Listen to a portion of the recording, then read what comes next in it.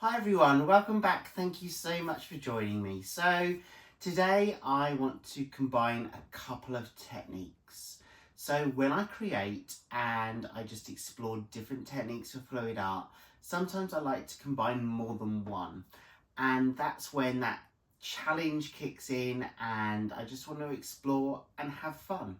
So today I'm using two techniques. I will talk about those in a second. And I'm going to take you down just so you can see my colour palette, but I am using blues and I'm going to add another element to it. So I'm excited, I hope you are too. Let's see what we can create. So here's my colour palette. You can see I've actually got 3 different metallics. So let me go through these colours now. I will list everything in the description box. But I do have 3 colours by Pebeo. I've got the iridescent silver, the iridescent gold, and the iridescent blue-black, one of my favourites.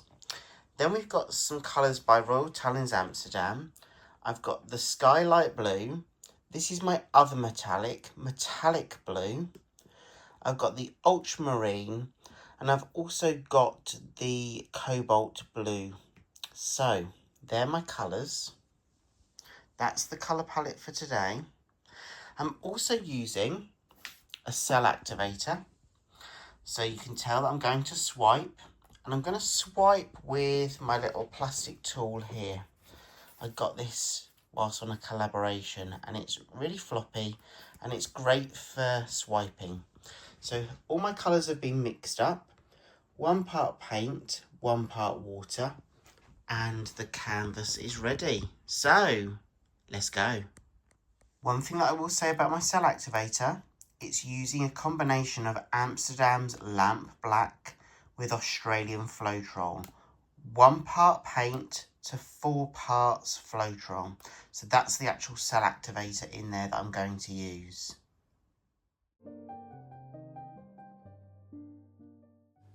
So I just want to take each colour at a time and place the paint from the cup onto the canvas. I have sped up this video slightly. I don't want you to get bored, but I do want you to see the full process that I go through. So when I've placed all the paint on the canvas, we'll then continue with the next step.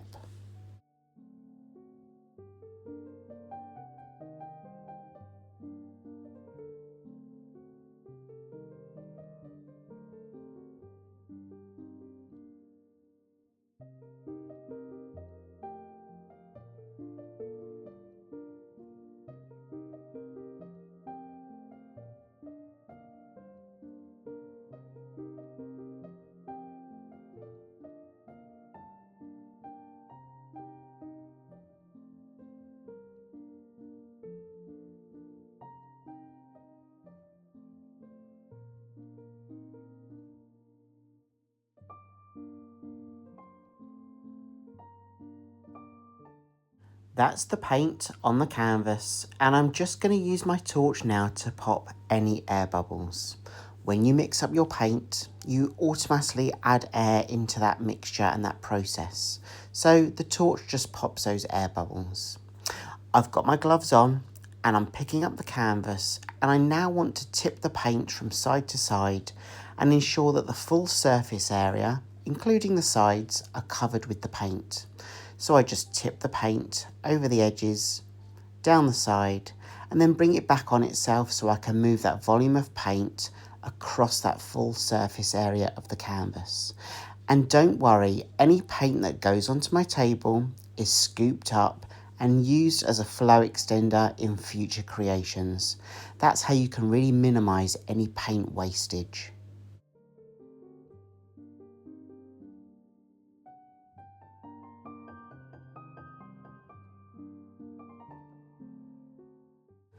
The black mixture that you can see here, I'm literally going to pour down the centre of the canvas. This is the Cell Activator.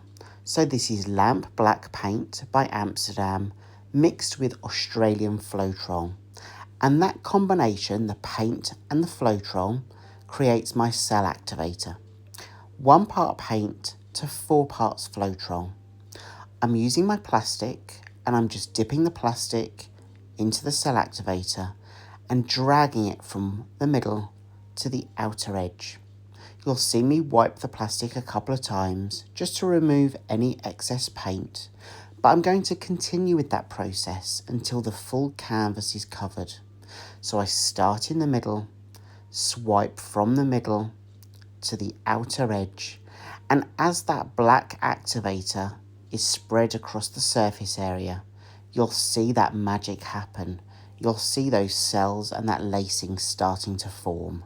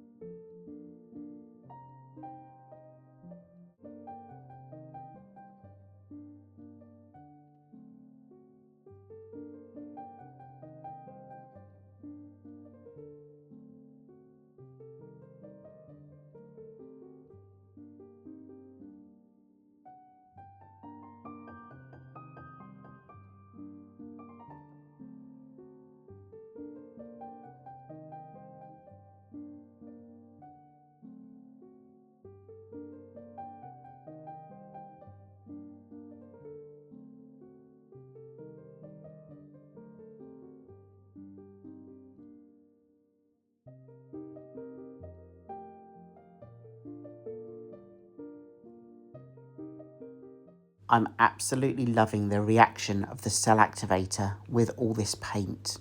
So I'm just going to use my torch now just to pop any air bubbles and to help any further cell reaction along. I go across the full surface area of the canvas and I just want to add a little bit more detail. So I'm going to use a balloon and I'm going to do some balloon kisses or balloon dips. I place the balloon in the mixture. I just place it in, dab it down and then release. And you'll see it almost makes like a flower shape on that canvas. That's the balloon kiss or the dip. So I'm going to repeat that process. And as I repeat that process, I'm thinking about the overall composition. I'm looking at the balance of the balloon kisses and those cells and that lacing that's being created using the cell activator. And just step back, have a look at your piece and don't rush this part of the process. Just really enjoy. Just watch how that balloon dip, that kiss on the canvas creates a completely different pattern.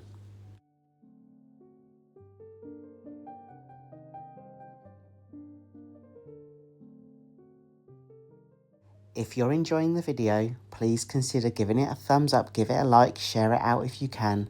By doing that, it really helps me reach new people across YouTube who might be interested in the paintings that I create. So a big thank you for doing that.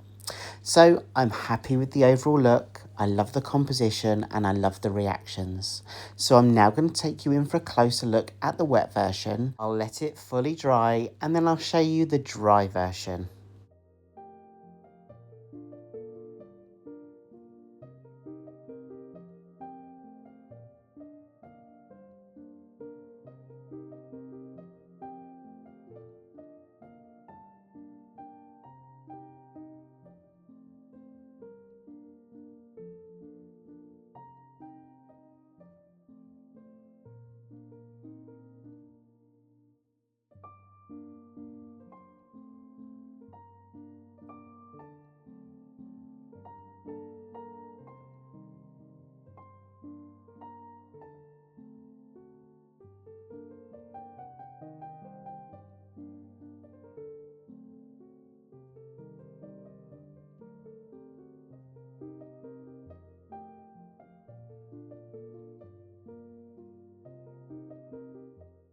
And here we go, here's the dry version. It literally dried overnight, so it probably took about 12 to 14 hours to dry. I often get asked that question. I let the pieces dry, and then each piece, depends what kind of technique I do and the volume of paint that I use, but normally takes a few weeks to fully cure, fully dry, allowing all that air to really kind of get into the the canvas and let all that moisture out and fully dry before I seal it with a Winsor & Newton spray varnish. Thank you so much for joining me today. I hope you've had fun. I've definitely had fun, and I just love doing these combinations where I use a couple of techniques. Let me know what you're up to, whatever you're working on creatively. I hope it's going well, and I really hope I get to see you again in the next video. Have a great week ahead, everyone, and take care of yourselves, and I'll see you soon. Bye.